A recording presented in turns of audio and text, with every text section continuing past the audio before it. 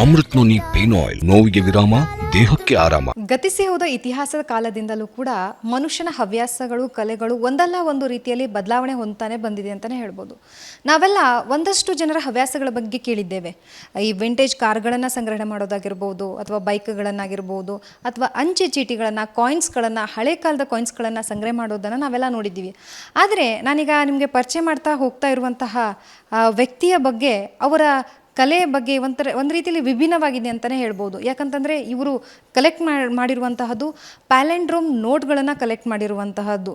First of all ಎಷ್ಟೋ ಜನಕ್ಕೆ ಏನಪ್ಪ ಹೇಳ್ತಾ ಇದ್ದಾರೆ, ಪ್ಯಾಲೆಂಡ್ರೋಮ್ ನೋಟ್ಸ್ ಅಂದರೆ ಏನು ಅನ್ನೋದನ್ನೇ ಗೊತ್ತಿಲ್ಲ. ಬಟ್ ಈ ಕುರಿತಂತೆ ಅವ್ರನ್ನ ಕೇಳ್ತಾ ಹೋಗ್ತೀನಿ.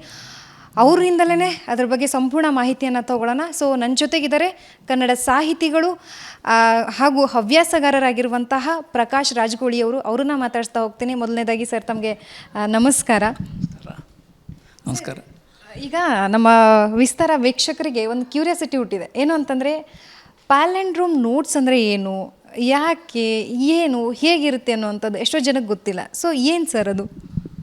ಓಕೆ, ಪ್ಯಾಲೆಂಡ್ರೋಮ್ ಅಂದ್ರೆ ನೋಡ್ರಿ, ಅದು ಎಡದಿಂದ ಬಲಕ್ಕೆ ಮತ್ತು ಬಲದಿಂದ ಎಡಕ್ಕೆ ಒಂದೇ ನಂಬರ್ ಬರಬೇಕು. ಅದನ್ನು ಕನ್ನಡದಲ್ಲಿ ಅದು ಶಬ್ದಗಳೇ ಆಗಿರ್ಬೋದು, ಇಲ್ಲ ನಂಬರ್ಗಳು ಆಗಿರ್ಬೋದು. ಒಂದು ಉದಾಹರಣೆ ಕೊಡ್ಬೇಕಂದ್ರೆ, ವಿಕಟ ಕವಿ, ನೀವು ಎಡಕ್ಕಿಂದ ಬಲಕ್ಕೆ ಹೋದ್ರಿ ಹಾಗೆ ಬರ್ತದೆ, ಬಲಕ್ಕಿಂದ ಎಡಕ್ಕೆ ಹೋದ್ರಿ ಅದೇ ಬರ್ತದೆ. ಊರ ಹೆಸರು ಗದಗ, ಗರಗ್. ಆಮೇಲೆ ಹೆಸರು ನಮನ, ಲೆಫ್ಟಿಂದ ರೈಟು, ರೈಟಿಂದ ಲೆಫ್ಟು. ಆಮೇಲೆ ಅದನ್ನು ಸೆಂಟೆನ್ಸ್ಗಳು ಕೂಡ ಬರ್ಬೋದು. ಮೇಡಮ್ ಐ ಆಮ್ ಎಡಮ್ ಅಂತ ಒಂದು ಸೆಂಟೆನ್ಸ್ ಅದ. ಅದು ನೀವು ಲೆಫ್ಟಿಂದ ರೈಟ್ ಹೋದ್ರಿ ಅದೇ ಸ್ಪೆಲ್ಲಿಂಗ್ಗಳು ಬರ್ತಾವೆ, ರೈಟಿಂದ ಲೆಫ್ಟಿಗೆ ಬರ್ರಿ ಅದೇ. ಇದೇ ಥರದ್ದು ನಂಬರ್ಗಳಲ್ಲೂ ಹೇಳ್ತಾರೆ ಪ್ಯಾಲೆಂಡ್ರೋಮ್ ಕರೆನ್ಸಿ ನೋಟ್ಸು. ಅದೊಂದು ನನಗೆ ಒಂದು 20 ವರ್ಷದ ಕೆಳಗೆ ಈ ಥರ ಹವ್ಯಾಸ ಮಾಡ್ಬೋದು ಅಂತ ಅಂದ್ಕೊಂಡೆ. ಆದರೆ ಇದು ಭಾಳ ಕಷ್ಟದ ಕೆಲಸ, ಯಾಕಂದ್ರೆ ಭಾಳ ನಂಬರ್ಗಳು ಸಿಗೋದು ಕಷ್ಟ ಆಗ್ತದೆ. ಸರ್, ಈಗ ನೀವು ಪ್ಯಾಲೆಂಡ್ರೋಮ್ ಏನು ಅಂತ ಹೇಳಿದ್ರಿ. ಸೊ ನಿಮ್ಮ ಪರಿಚಯ ಮಾಡೋದಾದರೆ, ನೀವು ಮೂಲತಃ ಯಾವ ಊರು, ಈ ಹವ್ಯಾಸ ಯಾವಾಗ ಹುಟ್ಟಿತು? ನನ್ನ ಮೂಲ ನೋಡ್ರಿ, ನಾನು ಹುಟ್ಟಿದ್ದು ಸವದತ್ತಿ, ಬೆಳಗಾಂ ಜಿಲ್ಲೆಯಲ್ಲಿ. ನಮ್ಮ ಮೂಲ ಊರು ಯರಡಾಲ್, ಅದು ಬೈಲಹೊಂಗಲ ತಾಲೂಕಿನಲ್ಲಿ ಬರ್ತದೆ. ನಾವು ಬೆಳಗಾಂ ಜಿಲ್ಲೆ. ಆಮೇಲೆ ಅಲ್ಲಿ ಸಣ್ಣದ ಓದಿದ ಮೇಲೆ ನಾವು ಧಾರವಾಡದೊಳಗೆ ನನ್ನ ಹೈಸ್ಕೂಲು ಮತ್ತು ಕಾಲೇಜ್ಗಳು ಧಾರವಾಡದಲ್ಲಿ 5th ಸ್ಟ್ಯಾಂಡರ್ಡಿಂದ ಓದಿದ್ದು. ಆಮೇಲೆ PUC ಅಲ್ಲೇ ಮಾಡಿದೆ. ಆಮೇಲೆ ಹುಬ್ಳಿ BUB ಇಂಜಿನಿಯರಿಂಗ್ ಕಾಲೇಜ್ನಲ್ಲಿ ನಾನು ಇಂಜಿನಿಯರಿಂಗ್ ಮುಗಿಸಿದ್ದು. 93 ಪಾಸ್ಔಟು, ಇನ್ಸ್ಟ್ರುಮೆಂಟೇಷನ್ ಇಂಜಿನಿಯರಿಂಗು. ಆಮೇಲೆ ನಾನು ಕೆಲಸ ಹುಡ್ಕೊಂಡು ಬೆಂಗಳೂರು ಬಂದು ಈ ಥರ ಇಲ್ಲಿ ಬಂದಿದೆ. ಸರ್, ಈಗ ತುಂಬ ಜನರ ಹತ್ರ ಈ ರೀತಿಯಾದಂತಹ ಕಲೆ ಇರುವಂಥದ್ದು ಅಥವಾ ಹವ್ಯಾಸ ಇರುವಂಥದ್ದು ತುಂಬ ಕಡೆ. ಇದೊಂದು ಆ್ಯಕ್ಚುಲಿ ಡಿಫ್ರೆಂಟ್ ಅಂತಲೇ ಹೇಳ್ಬೋದು. ನಾನು ನೋಡಿರೋ ಪ್ರಕಾರ ತುಂಬ ಡಿಫ್ರೆಂಟ್ ಅಂತಲೇ ಹೇಳ್ಬೋದು. ಸೊ ನಿಮಗೆ ಯಾವಾಗ ಅನ್ನಿಸ್ತು, ನಾನು ಇದನ್ನು ಈ ರೀತಿಯಾಗಿ ನೋಟ್ಗಳನ್ನು ಕಲೆಕ್ಟ್ ಮಾಡಬೇಕು, ಇದನ್ನು ಸಂಗ್ರಹಣೆ ಮಾಡಬೇಕು ಅಂತ ತಮ್ಗೆ ಹವ್ಯಾಸ ಯಾವಾಗ ಹುಟ್ಕೊಂಡಿರೋಂಥದ್ದು? ನೋಡ್ರಿ, ಮೊದಲಿಂದನೂ ನನಗೆ ಎಲ್ಲ ಮಕ್ಕಳ ಥರ ಸ್ಟ್ಯಾಂಪ್ಸ್ ಕಲೆಕ್ಟ್ ಮಾಡೋದು, ಕಾಯಿನ್ಸ್ ಕಲೆಕ್ಟ್ ಮಾಡೋದು, ಆಮೇಲೆ ಮ್ಯಾಚ್ ಬಾಕ್ಸಲ್ಲಿ ಚಿತ್ರ ಬರ್ತದೆ, ಅಂಥವೆಲ್ಲ ಕಲೆಕ್ಟ್ ಮಾಡೋದು ಅಂತ ಹಾಬಿ ಇದ್ದೇ ಇತ್ತು. ಆಮೇಲೆ ಹಾಗೆ ನಾನು ದೊಡ್ಡವನಾದಂಗೆ ಕ್ಯಾಶ್ ಟ್ರಾನ್ಸಾಕ್ಷನ್, ಮನೆಯಲ್ಲಿ ಹತ್ತಿರ ದುಡ್ಡು ಬಂದಂಗೆ ಏನಾಯಿತು, ಏನೋ ಒಂದು ಮಾಡ್ಬೋದು ಇದರಲ್ಲಿ ಅಂತ ನಾನು ನೋಡ್ತಾ ಹೋದ್ರೆ ಒಂದೊಂದು ನಂಬರ್ ಇರೋದು ಸೆಲೆಕ್ಟ್ ಮಾಡಿದೆ. ಆಮೇಲೆ ಬೇರೆ ಬೇರೆ ನಂಬರ್ಗಳು ಬರೋದು ಅದೆಲ್ಲ ನೋಡಿದ್ವಿ. ಆದರೆ ಒಂದು ಅನ್ನಿಸ್ತು, ಈ ಥರ ನಮ್ಮ ಇಂಜಿನಿಯರಿಂಗ್ ಕಾಲೇಜ್ನಲ್ಲಿ ಒಂದು ಪ್ರೋಗ್ರಾಮಿಂಗ್ ಲ್ಯಾಂಗ್ವೇಜ್ ಬರೆಯುವಾಗ ಒಂದು ಪ್ಯಾಲೆಂಡ್ರೋಮ್ ನಂಬರ್ ಹುಡುಕ್ಲಿಕ್ಕೆ ಅಂತ ಒಂದು ಪ್ರೋಗ್ರಾಮ್ ಇರ್ತಿದೆ, ಇದು ಪ್ರಾಕ್ಟಿಕಲ್ ಇರ್ತಿತ್ತು. ಅವಾಗ ಅದನ್ನೆಲ್ಲ ಬರೆದಿದ್ವಿ ನಾವು, ಪಾಸ್ಕಲ್ ಅಂತ ಅವಾಗ ಬರ್ದು. ಇವಾಗೆಲ್ಲ C+ ಎಲ್ಲ ಬಂದಿದೆ. ಅವಾಗ ಬರೆದಾಗ ಆಮೇಲೆ ಅಂದ್ಕೊಂಡೆ, ಇದನ್ನು ನಾನು ಕರೆನ್ಸಿ ನೋಟಲ್ಲಿ ಯಾಕೆ ಹುಡುಕಬಾರ್ದು ಅಂತ ಹುಡುಕಿದಾಗ ಯಾವುದೋ ಒಂದೆರಡು ಸಿಕ್ಕಿದಾಗ ಇದನ್ನು ನಾವು ಮಾಡ್ಬೋದು ಅಂತ ಒಂದು ಬಂತು. ಅಲ್ಲಿಂದ ಶುರುವಾಯ್ತು ನೋಡ್ರಿ. ನಾವು ಸಲಹಿದ ಕೈಗಳು ನಮ್ಮ ನೋವಿಗೆ ಸ್ಪಂದಿಸಿದಾಗ ಆಗುವ ಸಂತೋಷ. ಅಮೃತ್ ನೋನಿ ಪೇನ್ ಆಯಿಲ್, ನೋವಿಗೆ ವಿರಾಮ, ದೇಹಕ್ಕೆ ಆರಾಮ. ಸರ್, ಈಗ ನೀವು ಎಷ್ಟು ನೋಟ್ಸ್ಗಳನ್ನು ಕಲೆಕ್ಟ್ ಮಾಡಿರುವಂಥದ್ದು, ಅದ್ರ ಜೊತೆಗೆ ಒಂದು ಫಸ್ಟ್ ನೋಟ್ ಅಥವಾ ನಾವೇನೋ ಕೆಲಸ ಮಾಡಿದ್ರೆ ಅದು ಫಸ್ಟ್ ಅಟೆಂಪ್ಟ್ ಅಂತ ಹಿಂಗೆ ಒಂದು ನಮ್ಗೆ ನೆನಪಿರುತ್ತೆ. ಸೊ ತಾವು ಫಸ್ಟ್ ನೋಟ್ ಯಾವ್ದು ಕಲೆಕ್ಟ್ ಮಾಡಿದ್ದೀರಾ, ಎಲ್ಲಿ, ಯಾವಾಗ ಅನ್ನೋದ್ರ ಬಗ್ಗೆ? ಇದು ನೋಡ್ರಿ, ನಾನು ಕಲೆಕ್ಷನ್ ಮಾಡಿದ್ದು ₹1, ಇಂಡಿಯನ್ ಕರೆನ್ಸಿ ₹1 ಹಿಡ್ಕೊಂಡು ₹500ವರೆಗೂ ನಾನು ಮಾಡಿ ಬೇರೆ ಬೇರೆ ಕರೆನ್ಸಿಗಳು 1, 5, 10, 20, 50, 100 ಮತ್ತು 200 ಮತ್ತು 500 ಮಾಡಿದ್ದೀನಿ. 2000 ಮಾಡೋಕ್ಕೆ ಹೋಗಿಲ್ಲ, ಯಾಕಂದರೆ ಯಾವಾಗ ಬ್ಯಾನ್ ಮಾಡ್ತಾರೆ ಗೊತ್ತಿಲ್ಲ. ಸೊ ಈ ಥರ ಮಾಡ್ಕೊಂಡು ಹೋದೆ. ಸೊ ಸ್ಟಾರ್ಟಿಂಗಲ್ಲಿದ್ದಾಗ ನಿಮ್ಗೆ ಹಾಗೆ ಕೆಲವೊಂದು ಉದಾಹರಣೆಗಳನ್ನು ಕೊಡಬೇಕು ಅಂತಂದ್ರೆ, ಒಂದು ಸರಿ ತರಕಾರಿ ತರಕ್ಕೆ ಹೋದಾಗ ನನ್ನ ಕಡೆ 50 ರೂಪಾಯಿ ಇತ್ತು. 50 ರೂಪಾಯಿ ಕೊಟ್ಟೆ. ಕೊಡಬೇಕಾದ್ರೆ ಜಸ್ಟ್ ನೋಡಿದೆ, ಅದು ಪ್ಯಾಲೆಂಡ್ರೋಮ್ ನಂಬರ್ ಇತ್ತು. ತರಕಾರಿ ಮಾರೋರಿಗೆ ಹೇಳಿದೆ, ನಾನು ರೊಕ್ಕ ತಂದು ನಿಮ್ಗೆ ಕೊಡ್ತೀನಿ ಆಮೇಲೆ ಅಂತ ಹೇಳಿದೆ.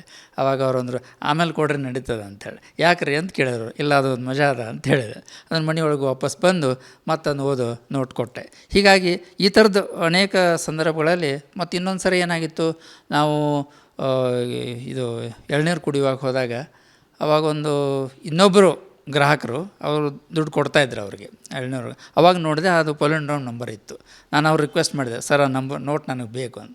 ಯಾಕ್ರಿ ಇದ್ಯಾಕೆ ಬೇಕು ಅಂತ ಅವ್ರು ಕೇಳಿದ್ರು. ಅವಾಗ ಹೇಳಿದೆ, ಅದೊಂದು ವಿಶೇಷ ಅದ ಅಂಥೇಳಿ. ಅವರು ಹೌದಾ ತೊಗೊಳ್ಳಿ ಅಂತಂದ್ರು. ಅವ್ನು ತೊಗೊಂಡೆ, ಮತ್ತು ನಾನು ಅವ್ರಿಗೆ ದುಡ್ಡು ಕೊಟ್ಟು ಬಂದೆ.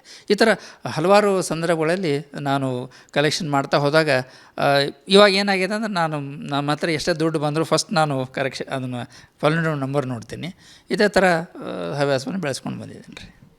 ಸರ್, ಈಗ ನಿಮ್ಮ ಹತ್ರ ಎಷ್ಟು ನೋಟ್ಗಳಿರುವಂತಹದ್ದು, ಇದು ಎಷ್ಟು ರುಪೀಸ್ಗಳಿರುವಂತಹದ್ದು?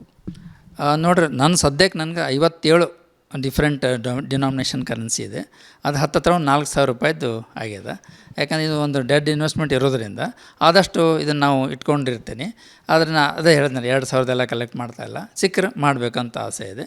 ಅದು ಇನ್ನೂ ಹೆಚ್ಚಿಗೆ ಇದು ಏನೂ ಅಲ್ಲ, ಇನ್ನೂ ಭಾಳ ಕಲೆಕ್ಟ್ ಮಾಡುವಂಥ ಒಂದು ಆಸಕ್ತಿ ಕೂಡ ಇದೆ ನನ್ನ ಹತ್ರ.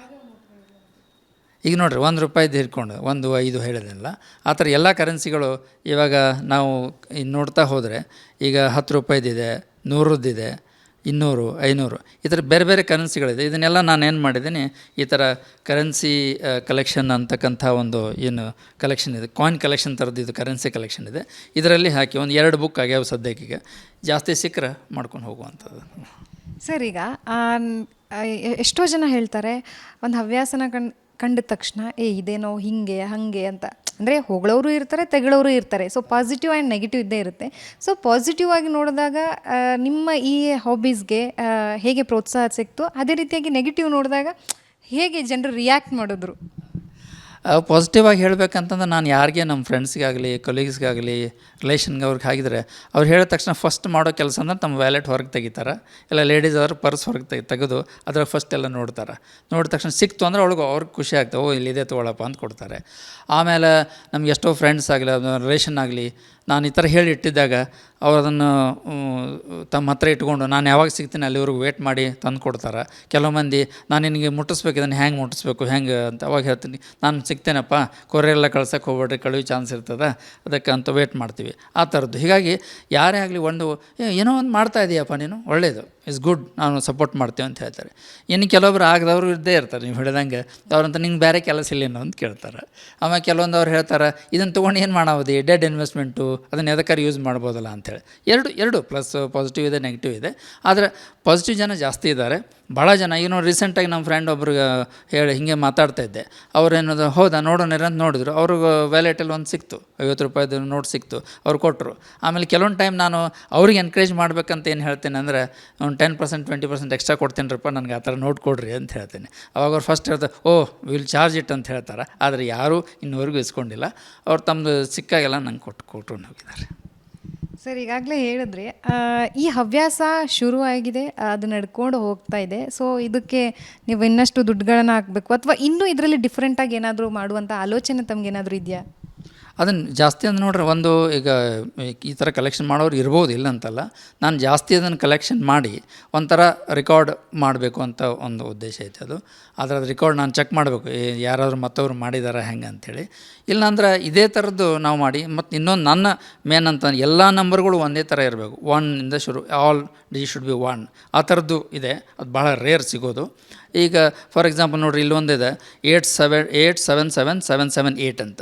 ನಂದು ಉದ್ದೇಶ ಏನಂದರೆ ಎಲ್ಲನೂ 8 ಬರುವಂಗಾಗಲಿ, ಅಥವಾ ಎಲ್ಲನೂ 1 ಇರುವಂಗಾಗಲಿ, ಆ ಥರದ್ದಿದೆ. ಸಿಗೋದು ಕಷ್ಟ, ಅದು ನೆಕ್ಸ್ಟ್ ಸ್ಟೆಪ್ಗೆ ಮಾಡ್ಬೇಕಂತ. ಸರ್, ಈಗ ಕೊನೆಯದಾಗಿ ನಮ್ಮ ವಿಸ್ತಾರ ವೀಕ್ಷಕರಿಗೋಸ್ಕರ ಒಂದು ಯಾವುದಾದ್ರೂ ನೋಟ್ನ ಹಿಡಿದು ನೀವು ಎಕ್ಸ್ಪ್ಲೇನ್ ಮಾಡ್ಬೋದಾ, ಯಾವ ರೀತಿ ಅಂತ ಹೇಳಿ? ಇವಾಗ ನೋಡಿರಿ, ಇಲ್ಲೊಂದು 200ದು ನೋಟ್ ನೋಡ್ತಾ ಇದ್ದೀರಾ.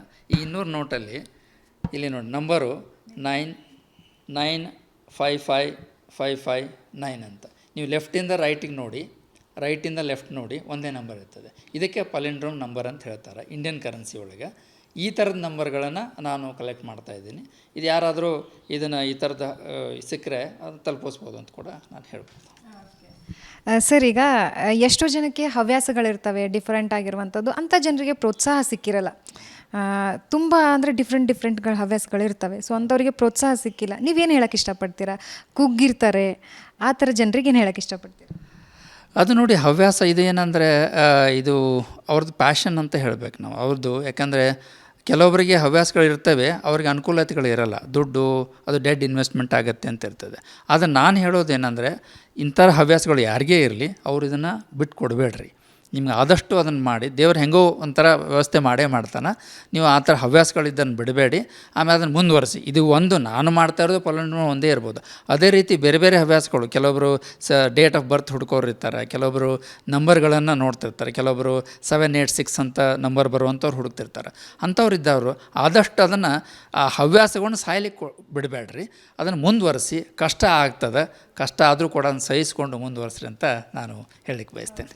ಸರ್, ನಿಜಕ್ಕೂ ನಮಗೆ ಖುಷಿ ಆಯಿತು ನಿಮ್ಮ ಈ ಹವ್ಯಾಸನ ನೋಡಿ. ಸೊ ಇದೇ ರೀತಿಯಾಗಿ ನಿಮ್ಮ ಏನು ಕನಸಿದೆ ರೆಕಾರ್ಡ್ ಮಾಡಬೇಕು ಅನ್ನೋಂಥದ್ದು ಅದು ಈಡೇರಲಿ ಅಂತ ಹೇಳಿ ನಮ್ಮ ವಿಸ್ತಾರ ನ್ಯೂಸ್ನ ಆಶಯವಾಗಿರೋಂಥದ್ದು.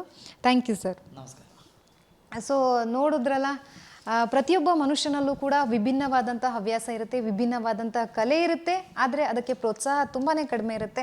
ಆದರೂ ಕೂಡ ನಿಮ್ಮ ಕಲೆಗೆ, ನಿಮ್ಮ ಹವ್ಯಾಸವನ್ನು ಇನ್ನಷ್ಟು ಬೆಳೆಸುವುದಕ್ಕೆ ನೀವೇ ಮೂಲ ಕಾರಣ ಅನ್ನುವಂಥದ್ದನ್ನು ನಮಗೆ ತಿಳಿಸ್ಕೊಟ್ರು. ಸೊ ನಿಜಕ್ಕೂ ಇದೊಂಥರ ನೋಡಿದಾಗ ನಮ್ಮ ಕೈಯಲ್ಲೂ ಕೂಡ ಎಷ್ಟೊಂದು ನೋಟ್ಗಳು ಬಂದು ಹೋಗಿರ್ತವೆ, ಗೊತ್ತಿರಲ್ಲ. ಸೊ ಅಂಥದ್ದೇನಾದರೂ ಇದ್ದರೆ ಆದಷ್ಟು ಅವ್ರಿಗೆ ಕೊಡೋದಕ್ಕೆ ನಾವು ಪ್ರಯತ್ನ ಪಡೋಣ ಅನ್ನುವಂಥದ್ದು. ಕ್ಯಾಮ್ರಾ ಪರ್ಸನ್ ಹರೀಶ್ ಜೊತೆ ಲಕ್ಷ್ಮೀ ಬಾಗಲಕೋಟೆ, ವಿಸ್ತಾರ ನ್ಯೂಸ್, ಬೆಂಗಳೂರು. ಅನುಕ್ಷಣದ ಸುದ್ದಿಗಳಿಗಾಗಿ ವಿಸ್ತಾರ ನ್ಯೂಸ್ ಯೂಟ್ಯೂಬ್ ಚಾನೆಲ್ ಸಬ್ಸ್ಕ್ರೈಬ್ ಮಾಡಿ. ಹೊಸ ಸುದ್ದಿಗಳ ನೋಟಿಫಿಕೇಶನ್ಗಾಗಿ ಬೆಲ್ ಐಕಾನ್ ಕ್ಲಿಕ್ ಮಾಡಿ. ಲೇಟೆಸ್ಟ್ ಅಪ್ಡೇಟ್ಸ್ಗಾಗಿ www.vistaranews.com ವೆಬ್ಸೈಟ್ಗೆ ವಿಸಿಟ್ ಮಾಡಿ. ಅಂಗೈಯಲ್ಲೇ ಜಗತ್ತಿನ ಸುದ್ದಿ ತಿಳಿಯಲು ವಿಸ್ತಾರ ನ್ಯೂಸ್ ಕನ್ನಡ ಆಪ್ ಡೌನ್ಲೋಡ್ ಮಾಡಿ.